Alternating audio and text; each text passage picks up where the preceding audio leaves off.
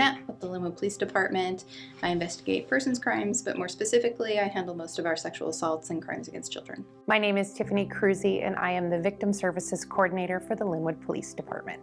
So today we're going to talk to you about sexual assaults against children. This is a super important topic because the majority of sexual assaults are not reported, but specifically about 90% of child sexual assaults are not reported. Kids are a super at-risk population and they can't get themselves help. They can't get themselves other resources or make themselves safe. So this is something we got to do something about. I think it's good to have open conversations with your kids about their bodies and about where you have places on your body that people don't touch. We'll identify the places that are covered by a bathing suit as being a place where no one is allowed to touch. And if someone is touching that part of the body, it's really important to identify to your children what adults they can tell about it. And they need to have several adults. It's important to tell a parent, but the parent may be the one who's doing the touching. So it's really important to identify additional really responsible adults, somebody who is not going to be within the family, but somebody they have constant access to. So it might be a babysitter. It might be, more importantly, a mandatory reporter, so somebody at school, the school therapist, their teacher, the school nurse.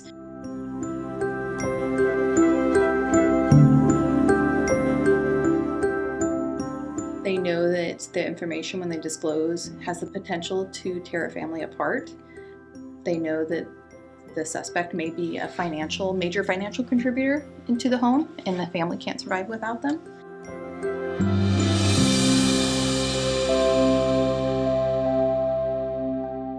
If it's somebody that they're familiar with, or if it's somebody that's in the home that they're used to being around, and it's a familiar relationship, you wouldn't have the same indicators if there was the concept of stranger danger, like a stranger coming around and they're big and scary and they look like a monster.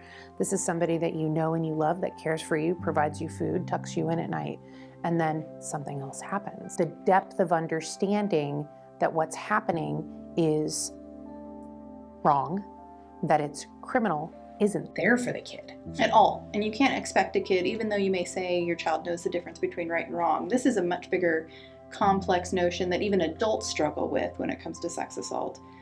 Offenders against children are more likely to groom the child, the parents, and the other people, the other important adults in that child's life. And so they're going to go out of their way to make sure that the contact that they have with the child is positive, that this child loves and depends on them.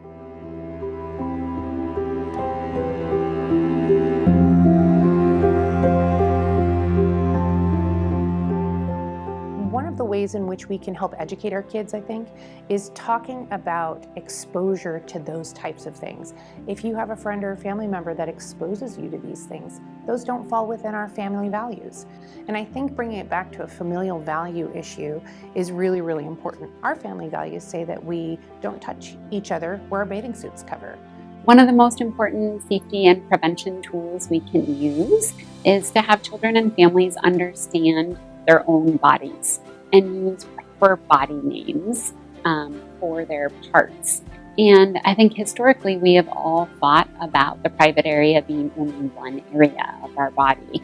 And we like to make kids understand that they actually have 4 areas of their body. And using those names of what they are, the vulva, the penis, the anus, the breasts, the chest, or the mouth, is so important. And those names should not be shameful names.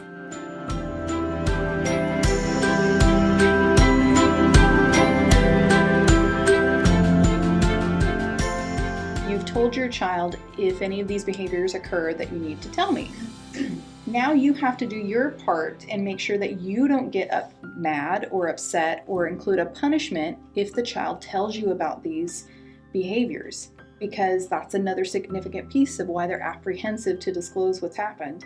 Is a lot of our parents become very emotional and have a very difficult response, which means the child is less likely to disclose everything. You might get an initial disclosure that is not about the sex assault but might lead there if you can approach it really calmly and thank them for telling you about this behavior that doesn't align with the family values.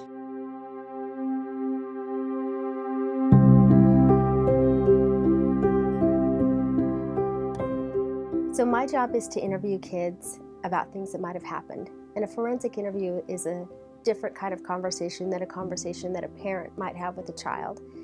That conversation is backed by science, it's research-based, and we are constantly going through training to perfect the questions that we ask so that we get the truth about what has happened to a child.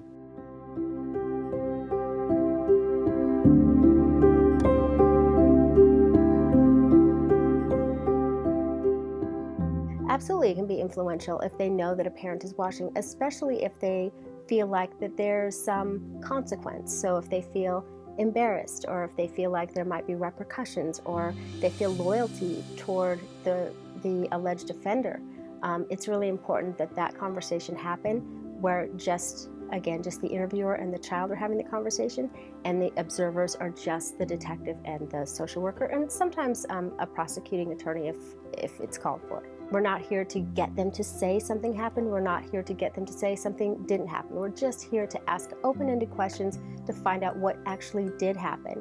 Once the child starts to talk about what actually did happen, we do have some next level questions that we might ask to get some additional details, but we're very, very careful not to ask questions in a suggestive way, not to summarize, not to judge, but just really to listen to the child, to learn from the child, and to have the truth come out. We don't use drawings, we don't use dolls. What we really want to utilize is the conversation and have the children tell their experience.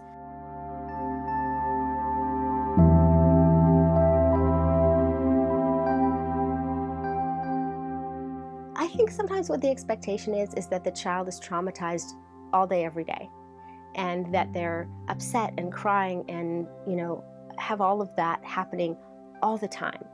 And that's not true. And some of the interviews that I've either conducted or observed, the child is very, upset.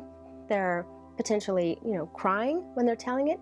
And when they're done telling it and feel kind of that weight come off of them, you see them, 20 minutes later, and they're coloring, or they're continuing to play with Sabella, our companion dog. So that is, I think, a misnomer. Another misnomer is that there's going to be a lot of physical trauma to their bodies, and that's also not true, because someone who is hurting children in a sexual assault way, want to continue to have access to that child, so they don't physically hurt them. There's not going to be a lot of scarring and bruising and bleeding, because that tips people off, and then they don't have access to the child. So those two things, I think, are the two big things that I think a lot of people don't understand about children who've been sexually assaulted.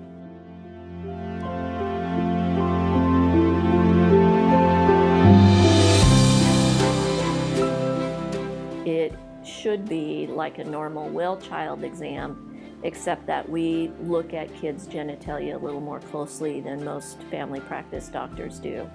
But if a girl is pre-puberty, in other words, she has not started having periods yet, nothing is going to go inside that vagina, nothing is going to hurt. Our exam room here is much different than you'll find in the emergency room setting. It's designed to be kid-friendly, and a lot of times when we get done with exams, kids don't want to leave. They want to stay here and play. So, if you just look around the room, you can see that it's designed for kids. And when their exam is done, they get to throw a sticky hand on the ceiling, and that lets them know that the exam's done, and it also lets them know that they're not the only kid that something has happened to. And so that kind of helps them feel more normal.